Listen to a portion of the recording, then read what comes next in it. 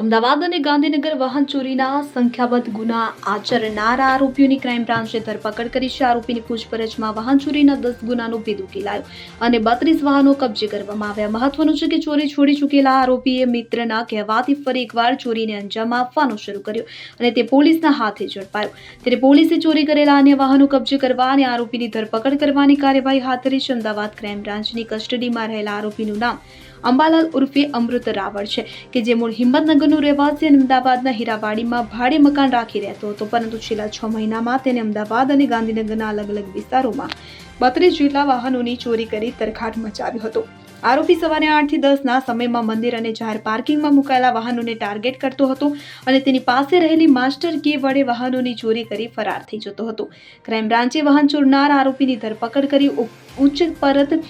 કરતા સામે આવ્યું છે કે તે દર મહિને 5 થી 6 વાહનોની ચોરી કરતો હતો અને કોઈ પણ પ્રકારની રેકી કર્યા વિના પાર્કિંગ અથવા તો મંદિરમાં રહેલા વાહનો મળતા તેને ચોરી કરી દહેગામ તરફ લઈ જઈ સહ આરોપીને આપી દેતો. જો કે આરોપી ફરી પાછો ચોરીના રવાડે માત્ર મિત્રના કહેવાથી ચડ્યો હતો કે પછી તેના પાછળ અન્ય કોઈ કારણ જવાબદાર હતું તે અંગે ક્રાઇમ બ્રાન્ચે વધુ તપાસ શરૂ કરી છે. પૂછપરછ કરતા સામે આવ્યું છે કે અગાઉ તે વાહન ચોરીના ગુનામાં 2023માં ઝડપાયો હતો, જે બાદ જેલમાંથી બહાર આવી તેને ખેતી કરવાની શરૂઆત કરી અને ચોરી કરવાનું બંધ કરી દીધું હતું. પરંતુ તેનો મિત્ર અને ફરાર આરોપી રાકેશ શાહના કહેવાથી તેણે ચોરી કરવાની શરૂઆત કરી, કારણ કે રાકેશ ચોરીના વાહનો ગ્રામ્ય વિસ્તારમાં ડોક્યુમેન્ટ વિના સસ્તા ભાવે વેચી દેતો હતો અને સાથે જ ચોરીના વાહન પણ તે જ છુપાવી પણ રાખતો હતો, જેથી તેણે ચોરીને અંજામ આપવાની શરૂઆત કરી. સાથે જ પોલીસે તપાસ દરમિયાન 10 જેટલા વાહનો ખરીદનાર માલિકો પાસેથી કબજે કર્યા છે કે જેથી ક્રાઇમ બ્રાન્ચે તેના ફરાર આરોપી રાકેશ શાહની શોધખોળ શરૂ કરી છે. છેલ્લા 6 માસમાં જે પ્રકારના જે ગુનાઓ બનેલા છે અમદાવાદ શહેરમાં, એમાં ખાસ કરીને 2 વ્હીલર જે વાહનો જે છે અને ચોરીના જે બનાવો બનેલા છે એની સંખ્યા વધતા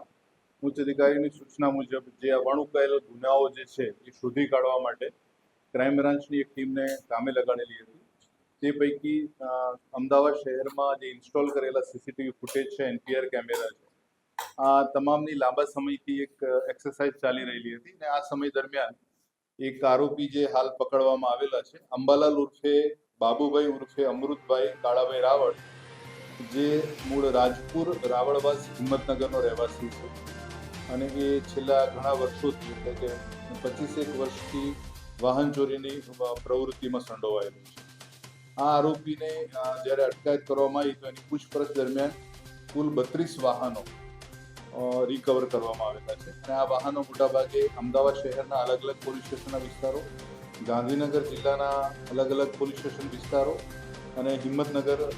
સાબરકાંઠાના અલગ અલગ પોલીસ સ્ટેશન વિસ્તારોમાંથી આ વાહનો ચોરાયેલા. આ જે હાલના આરોપી જે છે અંબાલાલ રાવળ, એ શરૂઆતથી એટલે કે એમની જે યુવાનીના સમયથી જ સાયકલ ચોરીમાં એ ખૂબ જ સક્રિય હતા અને એણે ઘણી બધી સાયકલો ચોરી હતી. ત્યારબાદ એનો સંપર્ક દહેગામના એક જગદીશ શાહના સંપર્કમાં આવ્યો અને જે જગદીશ શાહ છે ભંગારનું કામ કરતા હતા અને એમના સંપર્કમાં આવ્યા બાદ એણે આ મોટરસાયકલ ચોરીનું કામ શરૂ કર્યું અને અગાઉ એ 2014, 16 અને 23માં પણ પકડાયેલા છે અને જે તે વખતે પણ એની પાસેથી 10 થી વધુ વાહનો પ્રત્યેક ધરપકડ વખતે રિકવર કરવામાં આવેલા છે. હા, આરોપી વિરુદ્ધ અત્યાર સુધીમાં કુલ 28 ગુનાઓ નોંધાયેલા છે વાહન ચોરીના. આ ઉપરાંત ગેસના બાટલા, અન્ય ચીજ વસ્તુઓ ચોરવાની એ પ્રવૃત્તિમાં સંડોવાયેલો છે. આનો ચોરી કરવાનો જે સમય જે છે સવારના 6 થી 10નો છે અને આ ગાળામાં એ ટાર્ગેટ એરિયામાં ફરી અને જ્યાં એની પાસે ડુપ્લિકેટ ચાવી છે એ ચાવીથી જે પણ વાહન ખોલી શકતું હોય એ વાહનની તરત જ ત્યાંથી એ ચોરી કરી લેતો હતો અને આ પ્રકારે એણે અત્યારે જે રિકવર થયેલા છે 32 વાહનો આ રીતના એણે ચોરેલા છે. એની જે ચોરીની પ્રવૃત્તિમાં ખાસ એક વસ્તુ પણ ધ્યાનમાં આવી છે કે નવા જે એક્ટિવા જે છે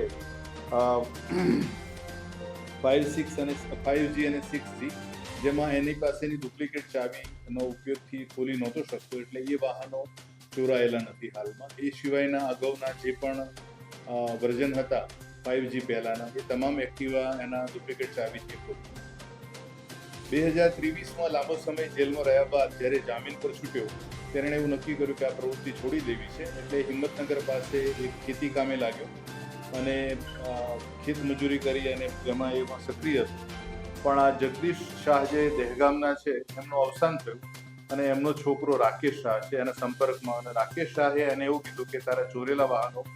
રાખવાની, સંગ્રહવાની અને બીજે વેચવાની તમામ વ્યવસ્થા હું કરીશ. એટલે પછી ફરીથી પાછો 2023થી આ વાહન ચોરીના પ્રવૃત્તિમાં એ સંડોવાયેલો છે. હાલમાં રાકેશ શાહની પણ ધરપકડ કરવામાં આવનાર છે. હાલ આરોપીને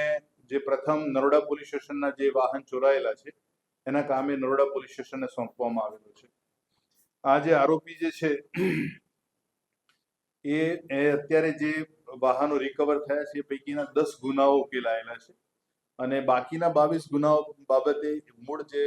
વાહનો જે છે, વાહનના એન્જિન ચેસિસ નંબર ઉપરથી એના મૂળ વાહન માલિકોને સંપર્ક કરી એમણે આ વાહન કોઈને વેચેલું હતું કે કેમ, કે એમને ક્યારે ચોરાયેલું છે ને ક્યાં ફરિયાદ નોંધાયેલી છે, આ બાબતેની માહિતી મેળવી આગળની જે તે પોલીસ સ્ટેશનને પણ એ અંગેની જાણકારી આપવામાં આવનાર છે. આ જે ચોરાયેલા વાહનો જે છે એ સામાન્ય પ્રકારના, એટલે કે જે ફેરિયા જે છે અલગ અલગ ચીજ વસ્તુનું જે વેચાણ કરે છે ગ્રામ્ય વિસ્તારોમાં અથવા તો નાના શહેરોમાં, એવા લોકોનો સંપર્ક કરી એમને રજીસ્ટ્રેશન બુક વાહનની અને એવી બધી જે વાતો કરી કે આ વાહન છે તમારે ખરીદવું હોય તો, અને હું એની રજીસ્ટ્રેશન બુક તમને થોડા દિવસ પછી આપી દઈશ, એમ કરી એણે આ તમામ વાહનો વેચેલા છે અને એ પ્રકારે જે તે વ્યક્તિએ ખરીદેલા વાહનો પાસેથી આ વાહનો રિકવર કરવામાં આવેલા છે.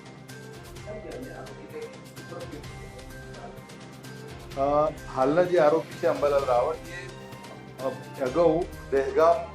પોલીસ સ્ટેશન વિસ્તારમાં એ વાહન ચોરીમાં સક્રિય હતો અને દહેગામના એક જગદીશ શાહ છે જે અત્યારે હયાત નથી, એમના સંપર્કમાં આવેલો અને એમના સંપર્કમાં રહીને આ પ્રવૃત્તિમાં એમની મદદ મેળવેલી અને ત્યારબાદ એમના અવસાન પછી એણે આ પ્રવૃત્તિ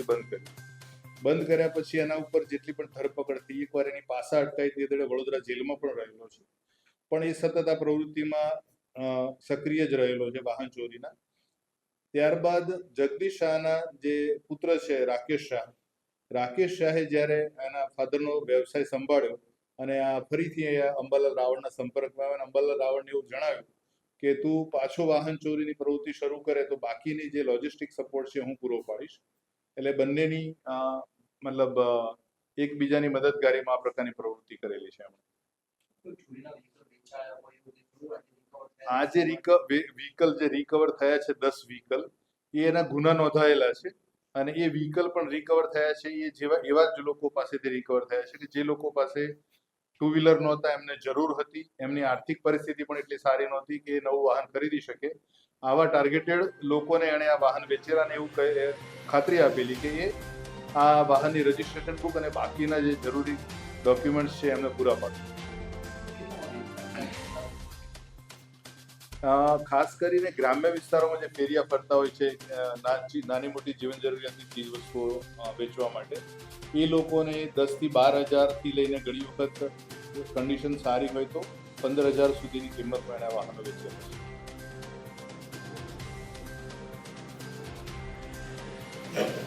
રુસ્તમ શેખ સાથે CN24 ન્યૂઝ અમદાવાદ. હવે જુઓ દેશ દુનિયાની તમામ ખબરો તમારી આંગળીના ટેરવે. ઉઠાવો મોબાઈલ અને ગૂગલ પ્લે સ્ટોર પરથી ડાઉનલોડ કરો અમારી CN24 ન્યૂઝ મોબાઈલ એપ.